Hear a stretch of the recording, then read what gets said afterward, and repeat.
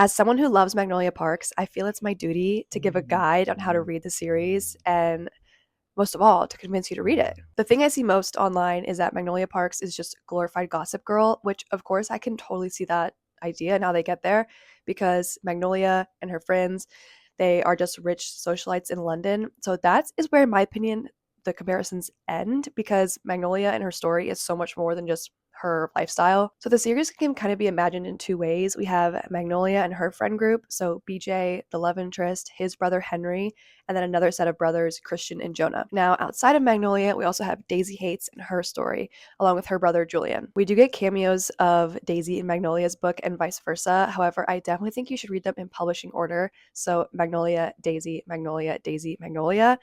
My friend recently asked me if she should just read all of Magnolia, and I don't recommend it that way because so many more things happen in this series than you would expect, and you just don't want to even chance spoiling anything. Another thing I see is that Magnolia and her first book is just kind of a toxic relationship and a bad representation of it. And again, there are toxic components of Magnolia and BJ and their relationship, but I think what's so amazing about this series is being able to watch the relationship grow across books. And aside from that, they're in their 20s and they're trying to figure out who they are and what they want in a partner. And Magnolia and BJ have been through so much more than you could ever imagine. And is their relationship always perfect? No, of course not. But I love what Jessa Hastings does with these characters. And I've always said that the way that she writes is like being on FaceTime with your friend. It's so natural and just casual. Magnolia and Daisy's books are so different.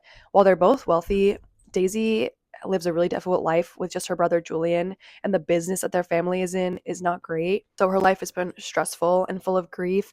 And her and her brother, you get insights into both of their relationships and how they explore relationships, what they look for in a partner, and I just love it. I think anyone can find themselves relating to what Magnolia and Daisy go through because the way that their experiences are written about are so raw, and I just fear that everyone needs to read it. So if you choose to read Magnolia Parks, go in with an open mind and just know that you are not just reading the series for the romance, you're reading it to experience just true raw emotion from both characters and relatability and what it's like to just grow up and with challenges and stuff like that. So, hope I convinced you to read it.